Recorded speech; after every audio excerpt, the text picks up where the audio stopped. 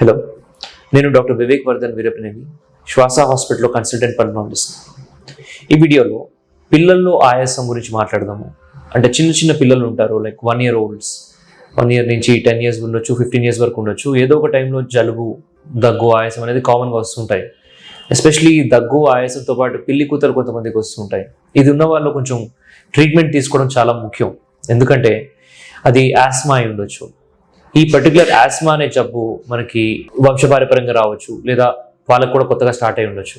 ఇది మన వాతావరణం మారినప్పుడు కానీ, లేదా డస్ట్కి ఎక్స్పోజ్ అయినప్పుడు కానీ, చల్లటి పుల్లటి వస్తువులు తీసుకున్నప్పుడు కానీ, అండ్ మల్టిపుల్ ట్రిగ్గర్స్ ఉంటాయి. వైరల్ ఇన్ఫెక్షన్స్ వచ్చినప్పుడు కానీ ట్రిగ్గర్ అవుతుంది, అంటే ఎక్కువ అవుతుంది. సో ఇలా ఈ పర్టికులర్ పిల్లలు, వీళ్ళ పేరెంట్స్ యూజువలీ వాళ్ళని ఊరికే హాస్పిటల్స్లో తిప్పుతూ ఉంటారు అనమాట.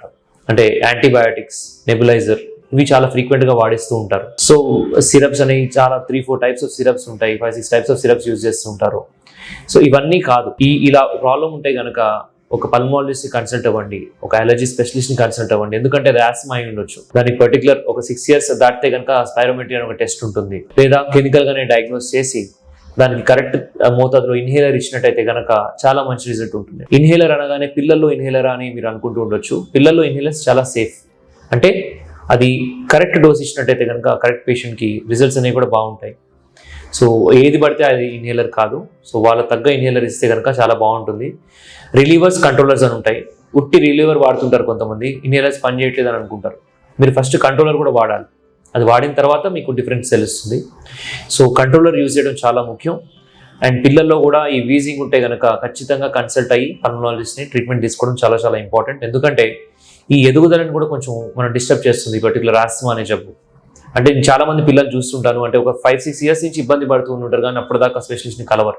అంటే ఏదో ఒక చిన్న టాబ్లెట్, ఒక సిరప్ వాడుతూ ఉంటారు. దానివల్ల వాళ్ళ గ్రోత్ అనేది ఎఫెక్ట్ అవుతుంది. అండ్ వాళ్ళ ఫిజికల్ యాక్టివిటీ, ఎస్పెషల్లీ ఆడడం అనేది చాలా తగ్గిపోతుంది. ఏ స్పోర్ట్ ఆడలేరు. మన ఈ పర్టికులర్ ప్రాబ్లం ఉంటే కనుక ఏది ఆడినా ఆయాసము, దగ్గు రావడము, అండ్ వెనకబడిపోతుంటారు అనమాట. సో దానివల్ల వాళ్ళు కొంచెం థాట్స్ కూడా, థింకింగ్ కూడా మారుతుంటుంది. సో అందుకని అంటే చాలా రకాలుగా వాళ్ళు ఎఫెక్ట్ అవుతారు. స్కూల్లో అవ్వచ్చు, గ్రౌండ్లో అవ్వచ్చు, అండ్ నిద్ర కూడా డిస్టర్బ్ అవుతుంది. నైట్ పడుకోలేరు సరిగా, వాళ్ళు పడుకోలేకపోతే వాళ్ళ పేరెంట్స్ సరిగా పడుకోలేరు. So it's a big problem. So వినడానికి చిన్నగా అనిపించవచ్చు, జలుబే కదా, దగ్గే కదా అని, బట్ చాలా ఉంటుంది. పిల్లి కూతలు ఉంటే కనుక ఇంకా సివియర్గా ఉంటుంది. ఈ ప్రాబ్లం 3 సంవత్సరాల పిల్లలు, 4 సంవత్సరాల పిల్లలు, అంటే ఆ వయసు నుంచి ఏ వయసు వాళ్ళైనా కానీ రావచ్చు ఈ ప్రాబ్లం తోటి. అదే చిన్న పిల్లలు అయితే కనుక వాళ్ళకి వైరస్ వల్ల కూడా అప్పుడప్పుడు ఇట్లాంటి వీజింగ్ అనే ప్రాబ్లం రావచ్చు. వైరల్ ఇండ్యూస్డ్ వీజింగ్ అంటాం. దానికి కూడా మనము మెడిసిన్స్ ఇస్తామన్నమాట. సో ఆ ఇన్హేలర్స్ అనేవి ఉంటాయి. సో మనం కరెక్ట్ డోస్లో వాడినట్టయితే కనుక రిజల్ట్స్ అనేవి చాలా బాగుంటాయి.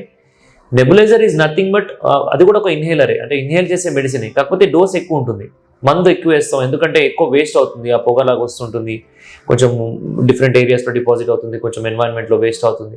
సో అది కాకుండా డైరెక్ట్ ఇన్హేలర్స్ వాడడం సేఫ్ అనేది మనం అది తెలుసుకోవాలి. కానీ ఆ డెలివరీ ఎలా చేయాలి, ఇన్హేలర్ అనేది డైరెక్ట్గా తీసుకోలేరు పిల్లలు. సో అది స్పేసర్తో, ఒక 5 సంవత్సరాలు దాటితే స్పేసర్తో వాడచ్చు. వేరే స్పేసర్ ప్లస్ బేబీ మాస్క్ అని ఉంటుంది, అదైతే చిన్న పిల్లల్లో కూడా వాడచ్చు. ఇవన్నీ కూడా మనం తెలుసుకోవాలి. ఇవన్నీ కూడా అవైలబుల్గా ఉన్నాయి ట్రీట్మెంట్స్. సో ఈ పర్టికులర్ టాపిక్ మీద ఇంత స్ట్రెస్ ఎందుకు చేస్తున్నారంటే, ఆ ఎదిగే వయసు దాటితే మళ్ళీ ఆ ఆపర్చునిటీ రాదు. అది ఫిజికల్ కావచ్చు, మెంటల్ కావచ్చు. సో పిల్లాడు అనేది చాలా ఎఫెక్ట్ అవుతున్నాడంటే ఇట్స్ నాట్ గుడ్. సో వెంటనే ఆ ప్రాబ్లం ఉంటే కనుక అడ్రస్ చేయండి, డాక్టర్ని కలవండి, ట్రీట్మెంట్ తీసుకోండి. మంచి ట్రీట్మెంట్ అవైలబుల్ గా ఉంది. వీజింగ్ ని లైట్ గా తీసుకోవద్దు. ఆయాసమే కదా అని చెప్పి లైట్ గా తీసుకుంటే అది అడ్మిట్ అవ్వాల్సినంతగా ఎక్కువ అయ్యే అవకాశం ఉంటుంది. సో ఇది నేను మీకు చెప్పదలుచుకున్నాను. వీడియో నచ్చినట్టయితే కనుక షేర్ చేయండి, ఇప్పుడు ఉపయోగపడదు. Thank you.